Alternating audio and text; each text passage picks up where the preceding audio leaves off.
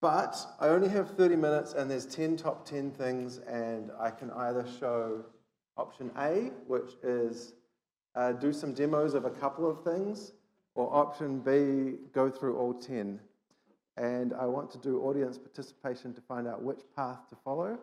So please put up your hands if you'd like me to do option A, which is dive a little bit deeper and do some demos of a few things. Oh man, I can't count. Okay, and then if option B, where we go through all 10, but a bit lighter. Okay, cool. So we're going to do it slightly deeper. First, I'll show you my app that I've created.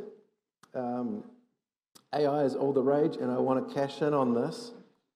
So welcome to crapgpt.online. This is a small language network rather than a large language model. It's a small one.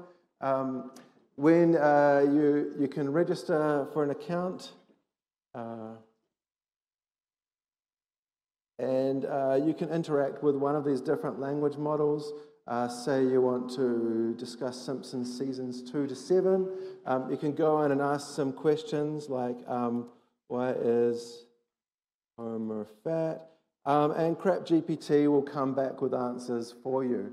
Now, it's a small language model, so there's only 3 or 4 answers. But if you put a lot of detail in your questions, we'll be able to mine that data. We also want to make money out of this because this is the internet. So we've got this novel approach where we're printing out the knowledge into bound paper, and then you can buy that online. And we will ship the paper to you that's based on our model. And you can come in and enter your shipment details. Excuse me while I autofill my way down this. It's all legitimate, I promise. And of course, we need to collect payment. So a test user. Now this is integrated with a PCI compliant gateway. So you can be sure that none of your data will be stolen. And feel free to use my credit card details anytime you want. And then once you've done that, place your order and we will print out our AI model and incorporated all the questions and answers and send it to you. So that's CrapGPT. I look forward to joining you all online. So what are we talking about today? So the OWASP Top 10 is really about securing the user as they use our site. So there's a user, they've typed something into their web browser, there's some JavaScript running in their browser, there's requests going to a web server, the web server connects to our language models, the database, we store all those nasty preferences and tracking details.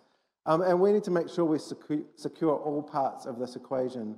So make sure that the site running in their browser is secure, that it's not able to be interacted by other sites on the internet. Make sure the connection to the server is secure. Make sure that the user is not being phished.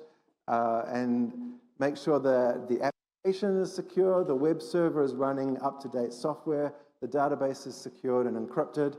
And the OWASP Top 10 gives us a starting point to think about security. So as Vandana and John both mentioned, the OWASP Top 10 is a project based on data.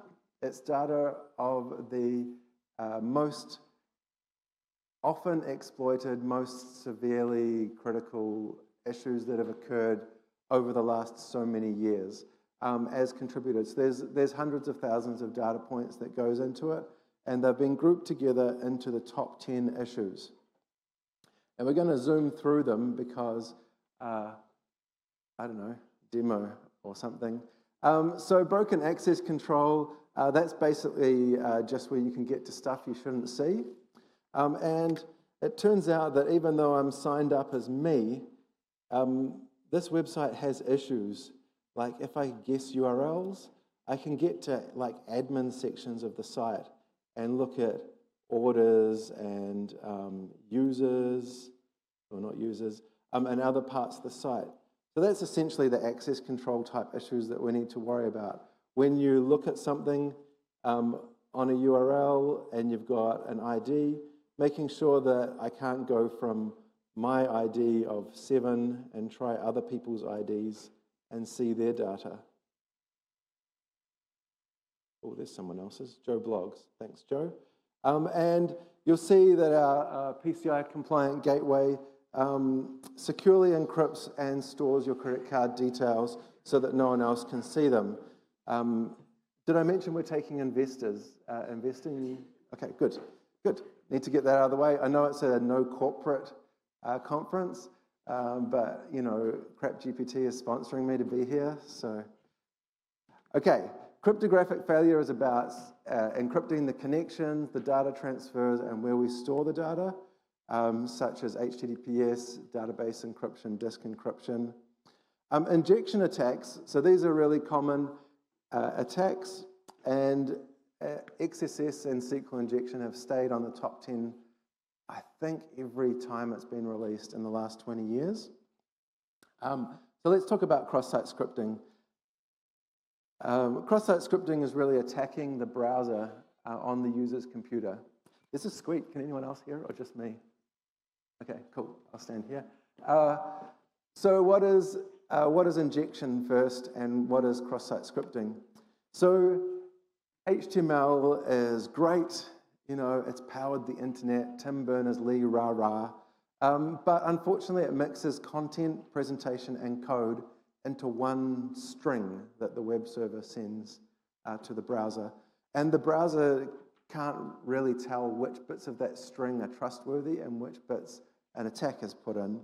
If an attacker can alter the document model in the browser, then they can do anything that the user's browser can do. So if you can get some data into there that the browser treats as code, then you could, you know, create orders, delete orders, look at credit card details, whatever the user can do on a website.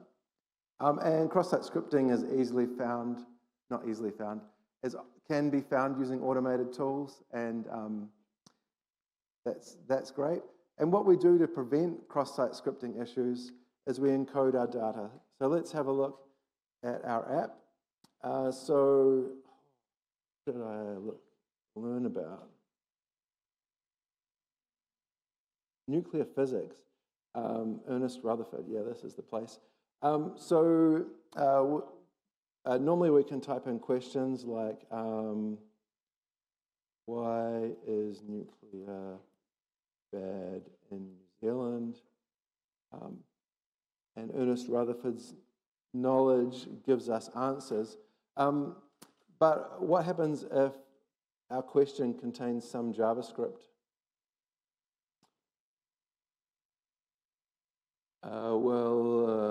What happens is the JavaScript runs. That's not good. What went wrong in this situation? Well, oh wow, Austin Powers reference. So what went wrong here was that when we printed out these comments, we've taken the string that the user entered. Look up now shows personalized suggestions. Hang on, I just need to do this. Oil shine. Oh, wow. Okay, cool. I've never seen that before. Okay, so instead of treating this as untrustworthy data, we've just put the string straight into the page that the user typed in. So when the page loads, it does a table cell, and then it does a script tag, and then runs that script. That's essentially how cross-site scripting works. So how do we fix it? Well, ideally, we encode all user-supplied data. And you will probably have seen this. If you're lucky, your frameworks will do it for you when it's generating web pages, which is why XSS is slightly less prevalent than it used to be. And you can use content security policy, and I've actually got some talks that I've done previously at this event that you could go look at. Another fun injection vulnerability is very similar, except it targets the database. The reason it's similar is that when you query a database, you're making a string like select star from blah, which is code. But when you put a where clause in that string, you might be using data which the user's typed in, like an ID or their name. And when the database sees it, it just sees one big string. It doesn't know which is safe and which is unsafe, and so it runs it all.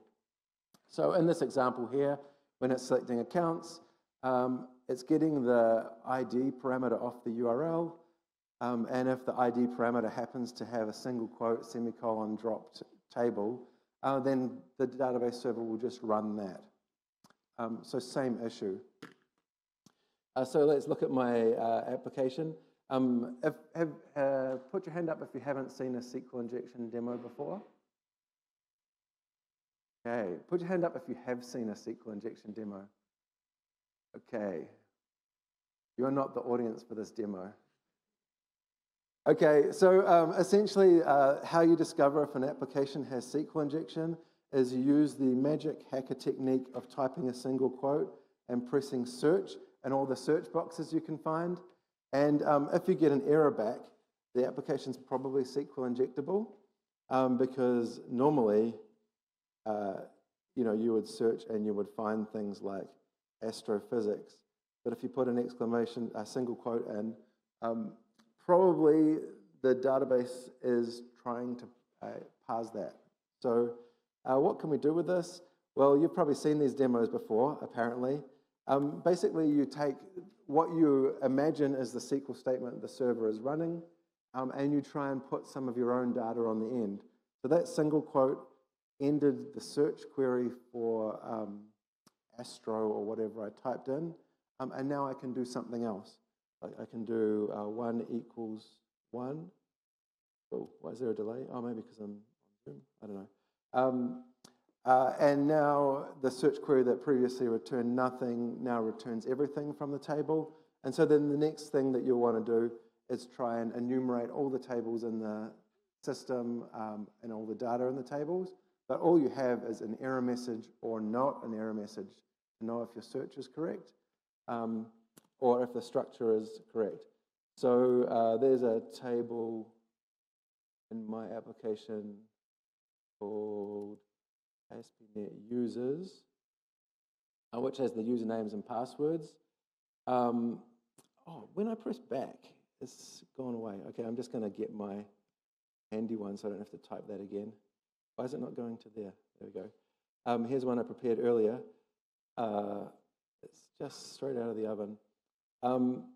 So then you have to figure out how many rows are in, how many columns are in the table that your query is expecting. So my query is expecting 5 columns. Then you have to find some string columns in the table that you're getting data from and put them in a couple of the columns. And then you'll end up getting some data out of other tables that are in the system. So going from a single quote to getting data is pretty easy. The fun thing about SQL injection is that even though there was just an error message or not an error message, there's tools that can use that to infer what's in your data. So if you search for a string that starts with A, you get an error. If you search for a string that starts with B, you don't get an error. Now you know the first letter of the word in that table. There's a tool called SQL Map, which I won't run, but I'll show you the output of one of the tables. It essentially goes blind SQL injection, figures out every letter in every table, figures out the table names, the column names, and the data in the tables. So SQL injection is kind of a fun one. So how do we prevent it? Well, we need to separate our code from our data. And so you need to parameterize your queries, make sure you do validation on IDs, so they're only integers or GUIDs, not just accept strings, escape any special characters. Okay, so insecure design, number 4 in the top 10. What kind of issues do we see there? Well, it's not really issues with the system. It's issues before you built the system. It's not the system's fault that it was designed insecurely. It's our fault. And we can't really fix design issues by implementing better. So some approaches we could use, such as threat modeling or privacy by design. These are 2 talks coming up tomorrow. And using design patterns and reference architectures to try and implement some good designs as we go. Number 5 is misconfiguration. This is just when you set up your servers wrong. Don't do that. That's not my specialty. But what you might want to do is have a repeatable build process so that when you set up your servers, they're coming from a known good image or container image, and disable things that you don't need. Sarah's talking about cloud security mistakes next, and I think there'll be some examples on there of how to configure your cloud environments well or poorly. I don't know whether she's going to go poorly or well. Let's hope well. Okay, outdated components. This was the theme for, I think, last year's conference. There was a lot of software bill of materials, supply chain talks. You could go back and look at them. There's been a lot of issues in the industry with outdated, insecure libraries that are used everywhere. And so you really need to have a way of keeping track of all the code that your application uses, and know that there are attackers and security researchers that are looking for libraries that they know are vulnerable. We run a bug bounty program where I work, and Kat will be talking about that later today. And there's definitely, they're friendly researchers, not attackers, that contact us through the bounty, who specialize in one library, one type of vulnerability, and go wide looking for it across the internet. And they'll probably find you if you're using that library. So yeah, think about how you can reduce your dependencies, keep track of your dependencies, manage the inventory of what systems you're using, and use tools that will look for CVEs. I think Kevin may talk about that in his talk later today. Or, there's vendors and there's dependency track, OWASP project, to keep track of what your dependencies are. Okay, ID and authentication failures. So our websites let people log in, and unfortunately they enter sensitive information into them, like credit card numbers and Facebook, whatever Facebook does, and that kind of thing. Don't add me on Facebook. I'm not on it. And the kind of issues we see there are weaknesses in session management, so people building their own way of keeping track of who's authenticated to their system rather than using libraries. Credential stuffing and brute forcing, which is when attackers try and guess usernames and passwords. Maybe weaknesses in your forgotten password process. Maybe you don't have multi-factor auth. Maybe your sessions don't expire. And so, of course, my application has robust security. We take your security seriously. So let's see how it's implemented. So I'm going to use the second hacker tool that I'm showing you today. So the first one was the single quote. Sorry, the resolution's so high, it's probably hard for you to see this. My application uses cookies to keep track of who's logged in, but rather than using the ASP.NET cookie library, I thought I'd write my own because I didn't know that that one existed. And my library has a cookie which has the username in it. So let's see if there's a crapgpt.online admin at crapgpt user. Oh, there is. Cool. So I changed my cookie, and now I'm logged in as a different person. That's not great. And you might laugh at that, but sometimes it's just an ID as the session cookie rather than the username. Sometimes it's an ID that looks random, but when you enumerate a few of them, you realize there's a pattern. So that's, it's a vulnerability that we see maybe less often than 10 years ago, but still exists. So how do you prevent those kind of issues? Well, I'd recommend you don't write your own cookie-based session system. You use your libraries. If you're a .NET developer like I used to be, the great thing is that every time Microsoft releases a new version of .NET, there's a new way of authenticating, so you're never out of a job. I have no idea why that is. Multi-factor auth, strong passwords, and detecting and preventing brute force and stuffing attacks. Maybe you do rate limiting on logins or use some WAF features to try and stop them. Yeah, we're actually going really well, zipping through it like a zip. So software and data integrity failures. So we all think we have integrity, but maybe our software doesn't. I don't think I have integrity. This is, I guess, problems in the way that you're actually building your software and storing your data. So software integrity is, do you download your software from a trustworthy source, or do you do what I did and when I was running SQL Map and just look for the first Docker container with the word SQL Map in it? Do you have integrity checks both when you select packages, so that attackers can't intercept your packages you're using in your code, and also when the code is deployed to the browser, there is a way of saying only use this particular version of the library. Is your CI/CD pipeline secure? So I think there's actually a talk about this. Rats, I didn't put the reference. There's actually been a few examples of this lately where attackers have managed to subvert the build process of software products. Was it SolarWinds? Was that one of them? Yeah, it was. So yeah, think about how your build process works and how you can trust that the code that is deployed to production is the same code that was checked in by a developer. How you can track that commit hash or checksum the whole way through. And then also data integrity. So how do you know that data is not being modified?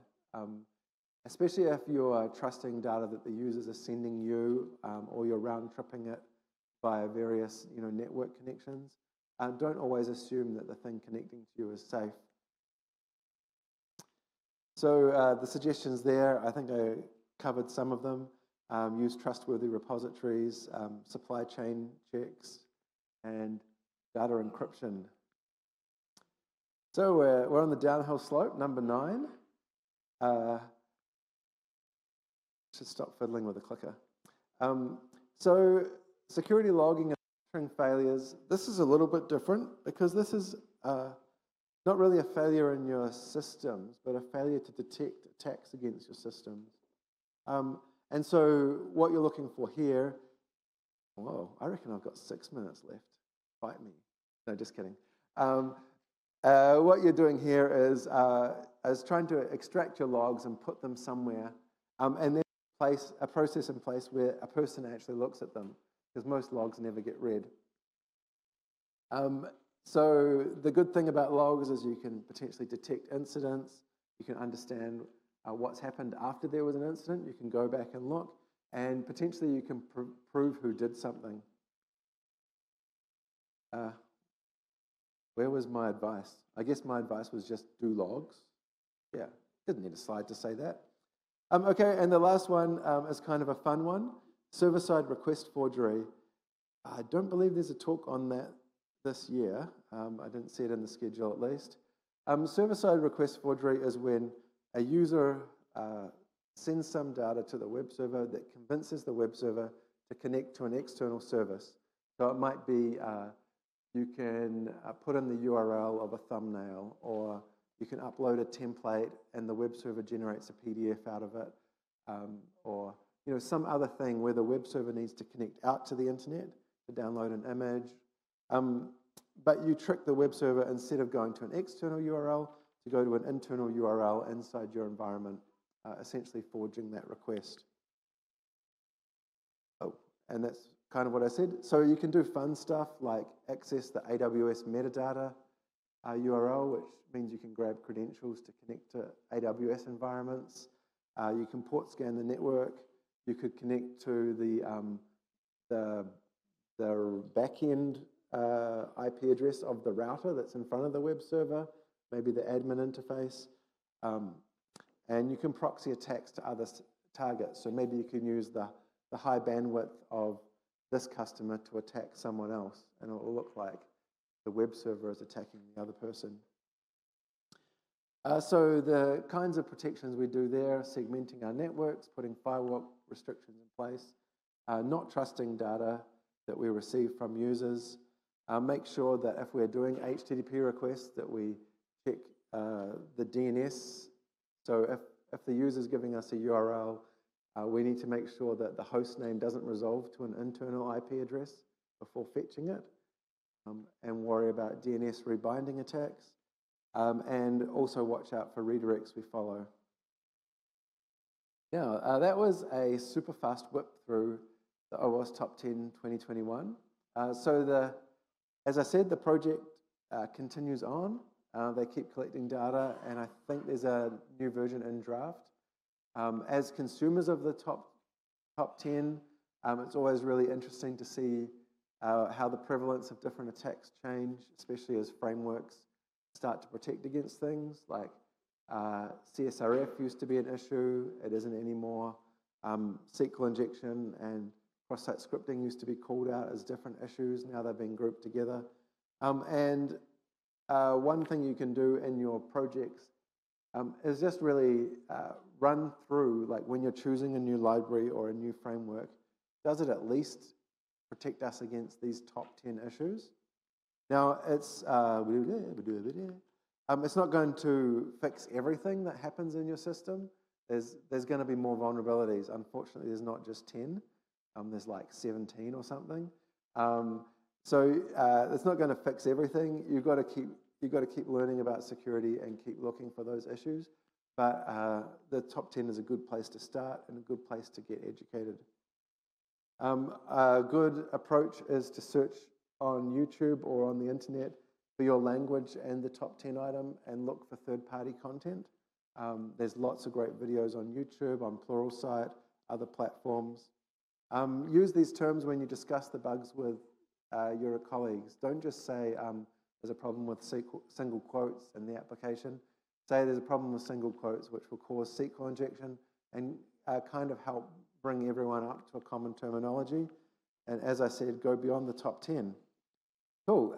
With 45 seconds to spare, maybe 1 minute 45, that's the OWASP Top 10. Thank you for joining.